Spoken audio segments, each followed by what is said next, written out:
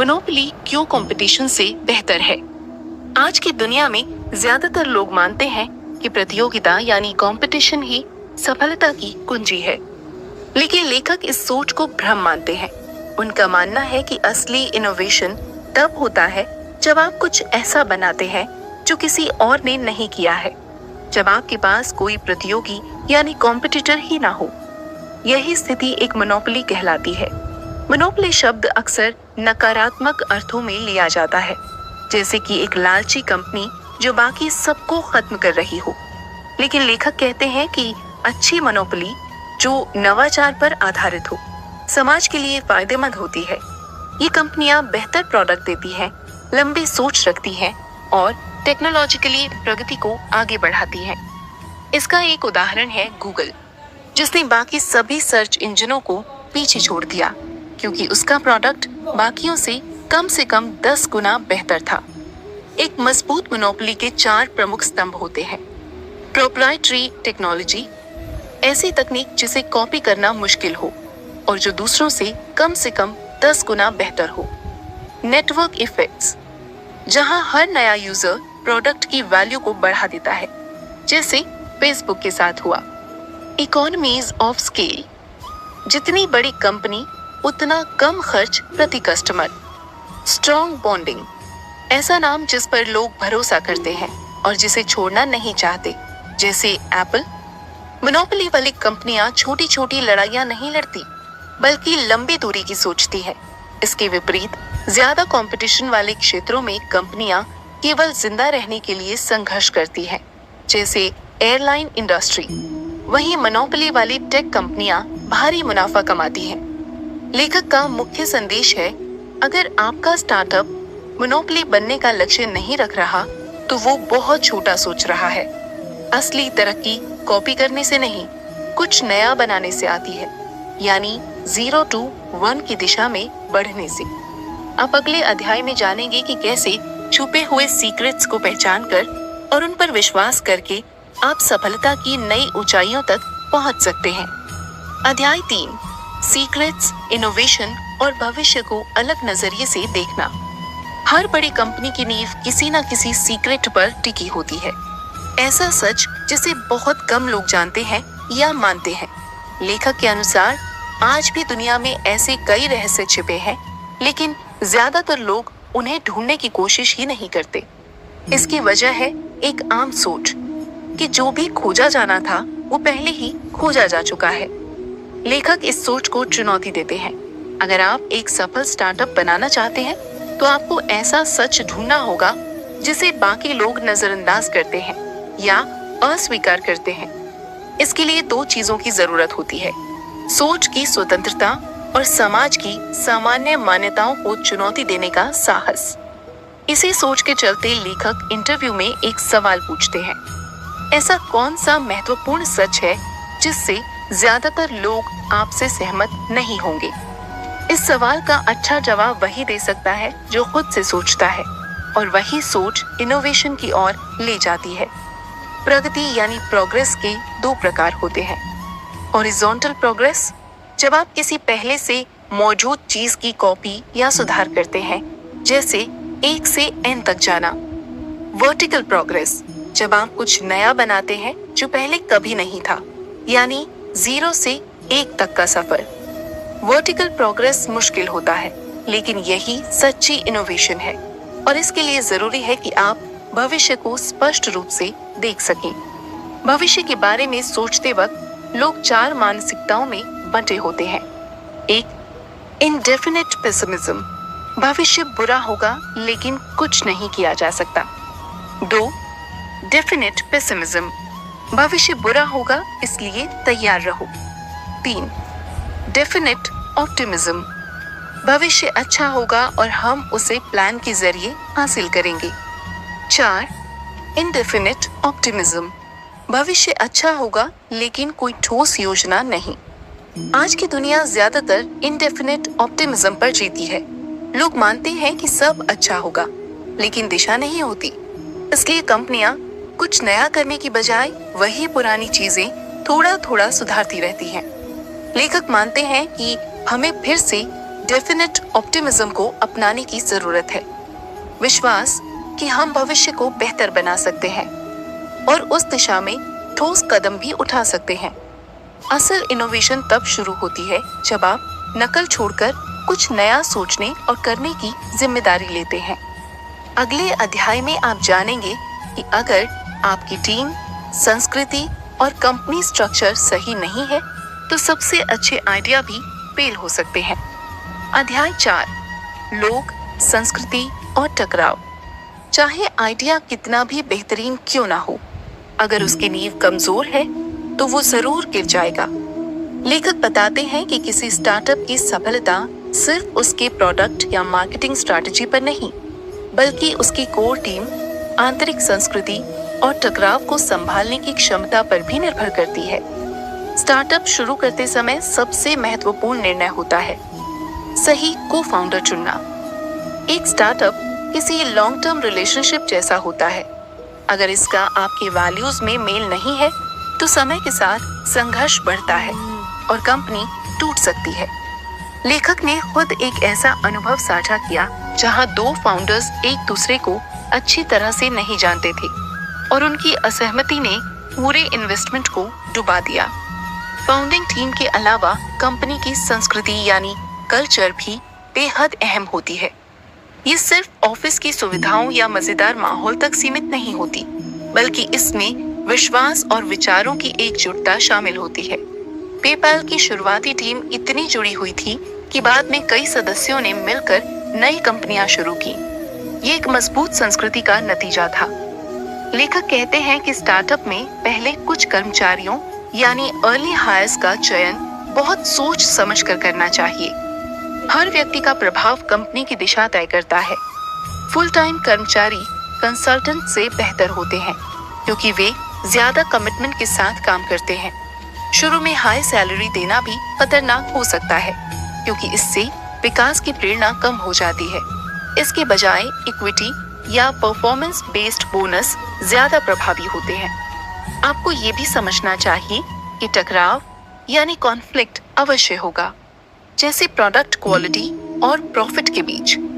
Board जल्दी मुनाफा चाहता है जबकि टेक टीम बेहतर प्रोडक्ट बनाने में समय चाहती है।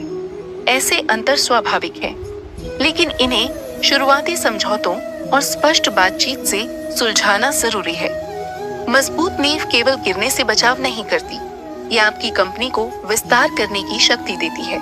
जब नींव विश्वास, उद्देश्य और टीम की कमिटमेंट पर आधारित हो, तभी असली ग्रोथ संभव होती है। आप अगले अध्याय में जानेंगे कि चाहे नींव कितनी भी मजबूत हो, दुनिया तक पहुंचने के लिए आपको सेल्स में माहिर होना जरूरी है। अध्याय 5, बेहतरीन आइडिया कैसे जीतते हैं। कोई स्टार्टअप सिर्फ इसलिए सफल नहीं होता कि उसने कोई शानदार प्रोडक्ट बना लिया है। असली सफलता तब मिलती है जब उस प्रोडक्ट की वैल्यू दुनिया तक पहुंचती है। ये सोचना कि एक अच्छा प्रोडक्ट खुद ब खुद बिक जाएगा एक खतरनाक भ्रम है। हकीकत में सबसे बेहतरीन आइडिया को भी एक ठोस सेल्स स्ट्रैटेजी की जरूरत होती है। लेखक बताते हैं कि कई फाउंडर्स, खासकर टेक्निकल बैकग्राउंड वाले, सेल्स से बचते हैं। उन्हें लगता है कि असली काम तो प्रोडक्ट बनाना है और सेल्स बस एक तरह की चालाकी है, लेकिन यही सोच एक बड़ी गलती है। हर बिजनेस का अस्तित्व डिस्ट्रीब्यूशन यानी प्रोडक्ट को यूजर तक पहुंचाने पर टिका होता है और सेल्स उसी पुल का काम करता है। सेल्स के अलग अलग प्रकार होते हैं जो अलग अलग प्रोडक्ट के लिए उपयुक्त होते हैं। 1, कॉम्प्लेक्स या हाई वैल्यू सेल्स। जब आपका प्रोडक्ट बहुत महंगा होता है, जैसे सॉफ्टवेयर या इंडस्ट्रियल टेक्नोलॉजी, तो खुद सीईओ को क्लाइंट से डील करनी पड़ती है। यहाँ विश्वास सबसे बड़ी भूमिका निभाता है। 2, personal sales. Mid level products के लिए एक प्रशिक्षित सेल्स टीम जरूरी होती है। उदाहरण के लिए बॉक्स कंपनी ने शुरू में स्टैनफोर्ड स्लीप क्लिनिक को टारगेट किया और बाद में यूनिवर्सिटी में फैल गया। 3, मार्केटिंग और एडवर्टाइजिंग। कंज्यूमर प्रोडक्ट्स के लिए ये तरीका काम आता है, लेकिन स्टार्टअप्स को बड़े ब्रांड से टक्कर लेने के बजाय छोटे और सटीक टारगेट मार्केट्स पर ध्यान देना चाहिए। 4, वायरल मार्केटिंग। जब यूजर्स खुद ही प्रोडक्ट की मार्केटिंग करते हैं, जैसे फेसबुक के मामले में हुआ। ये सबसे सस्ता और असरदार तरीका हो सकता है। हर सेल्स चैनल के साथ एक कस्टमर को प्लेटफॉर्म पर लाने की कीमत जुड़ी होती है और उसे ध्यान में रखकर रणनीति बनानी चाहिए। शुरुआत छोटे पैमाने पर करें, जो काम करे उसे पहचाने और फिर स्केल करें। लेखक मानते हैं कि हर फाउंडर एक सेल्स पर्सन होता है, चाहे वो निवेशकों को मनाना हो, टीम बनानी हो या यूजर्स को आकर्षित करना हो। अगर आप अपने विजन को बेच नहीं सकते, तो चाहे आपकी टेक्नोलॉजी कितनी भी अच्छी हो, कंपनी नहीं टिकेगी। अब अगले अध्याय में जानेंगे कि टेक्नोलॉजी तभी सच्चा प्रभाव डालती है जब उसे एफर्ट्स के साथ सही समय पर जोड़ा जाए। अध्याय 6, टेक्नोलॉजी, टाइमिंग और ह्यूमन मशीन साझेदारी की ताकत। सिर्फ टेक्नोलॉजी से सफलता की गारंटी नहीं मिलती। कई स्टार्टअप ये मान लेते हैं कि अगर उन्होंने कोई एडवांस टूल या प्लेटफॉर्म बना लिया है तो वो अपने आप सफल हो जाएंगे। लेकिन अगर सही टाइमिंग और एफर्ट के साथ उसका सही तालमेल ना हो तो बेहतरीन टेक्नोलॉजी भी फेल हो सकती है। लेखक बताते हैं कि स्टार्टअप को ये नहीं पूछना चाहिए कि क्या मशीन इंसानों की जगह ले सकती है, बल्कि ये पूछना चाहिए कैसे इंसान और मशीन मिलकर ज्यादा बेहतर काम कर सकते हैं। मशीन और इंसान की क्षमताएं अलग होती हैं। मशीनें बड़े डेटा को तेजी और सटीकता से प्रोसेस कर सकती हैं, जबकि इंसान निर्णय लेने, क्रिएटिव सोच और समझने में बेहतर होते हैं। सबसे शक्तिशाली इनोवेशन वही होता है जहां ये दोनों क्षमताएं एक साथ आती हैं। इसका एक बेहतरीन उदाहरण है पेपैल। जब कंपनी फ्रॉड से जूझ रही थी तो उन्होंने केवल एल्गोरिदम पर भरोसा नहीं किया। उन्होंने एक हाइब्रिड सिस्टम बनाया जिसमें मशीनें संदिग्ध एक्टिविटी को पकड़ती थीं और फिर इंसानी एनालिस्ट्स उसे गहराई से जांचते थे। मशीन और इंसान की इस साझेदारी ने पेपैल को धोखाधड़ी रोकने में बहुत कारगर बनाया। लेखक बताते हैं कि यही मानव मशीन साझेदारी स्टार्टअप्स के लिए भी जरूरी है।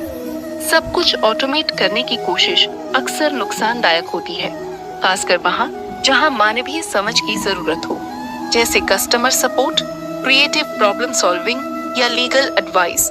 सही तरीका ये है कि टेक्नोलॉजी इंसानी क्षमताओं को बढ़ाए, उन्हें रिप्लेस ना करे। लेकिन एक और बड़ा फैक्टर है सही समय। अगर आपका आइडिया शानदार है लेकिन मार्केट उसके लिए तैयार नहीं है तो वे आइडिया चल नहीं पाएगा। उदाहरण के लिए बेटर प्लेस नाम की इलेक्ट्रिक कार कंपनी असफल हुई क्योंकि उसने मार्केट की रेडीनेस को गलत समझा। अच्छा बिजनेस वही होता है जो अपने इनोवेशन को सही वक्त पर लॉन्च करे। सफलता सिर्फ मशीन या परफेक्शन पर नहीं टिकी होती, ये इस पर निर्भर करती है कि इंसानी बुद्धि और टेक्नोलॉजी को कैसे साथ लाया जाए और उन्हें कब पेश किया जाए। अब अगले अध्याय में जानेंगे कि इन सभी ताकतों के बावजूद कोई भी स्टार्टअप शुरू करने से पहले कुछ जरूरी सवालों का जवाब दिए बिना सफल नहीं हो सकता। अध्याय 7, वो 7 सवाल जो हर फाउंडर को पूछने चाहिए। अधिकतर स्टार्टअप इसलिए फेल नहीं होते क्योंकि उनका आइडिया खराब था, बल्कि इसलिए क्योंकि उन्होंने बुनियादी पहलुओं पर गहराई से सोचने में चूक की। लेखक के अनुसार कोई भी कंपनी शुरू करने से पहले हर फाउंडर को 7 महत्वपूर्ण सवालों का जवाब जरूर देना चाहिए।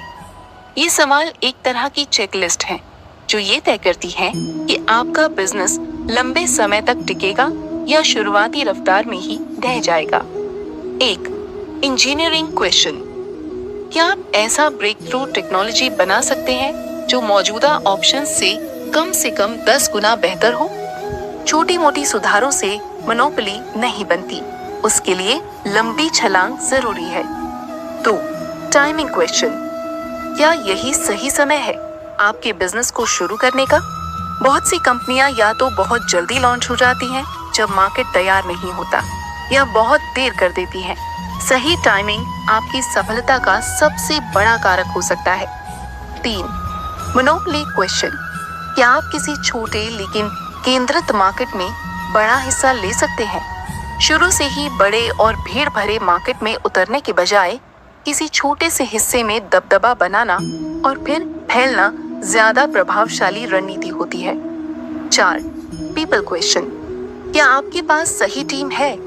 शुरुआती टीम को शेयर्ड वैल्यूज, कमिटमेंट और स्किल्स होने चाहिए।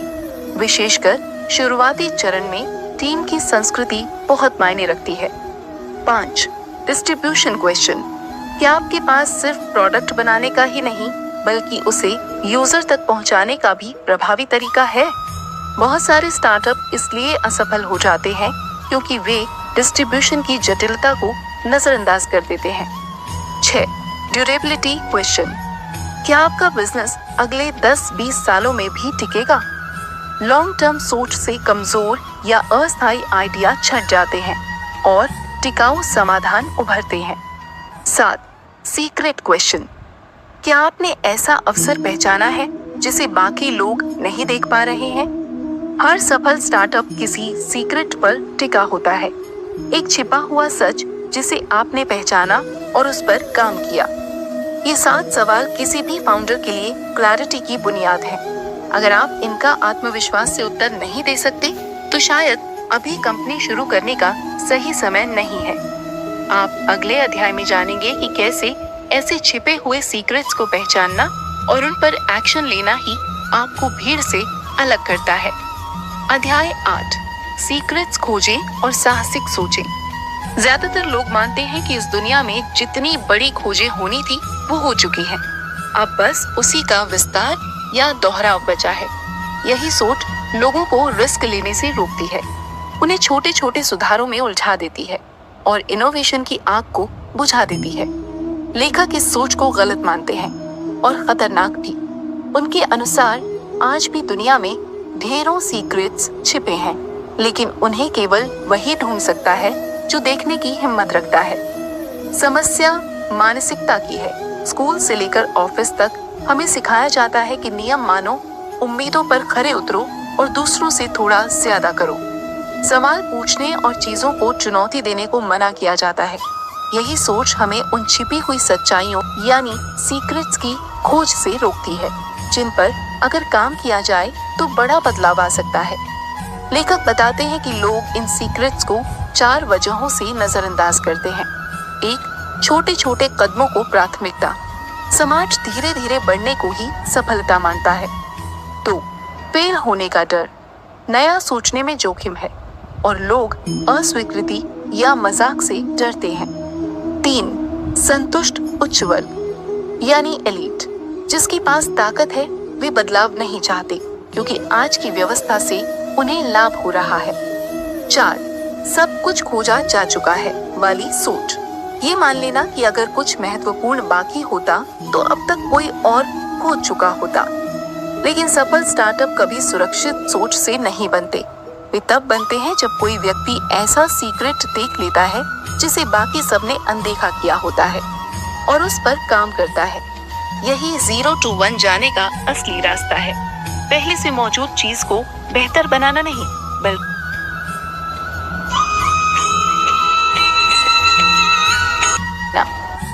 गूगल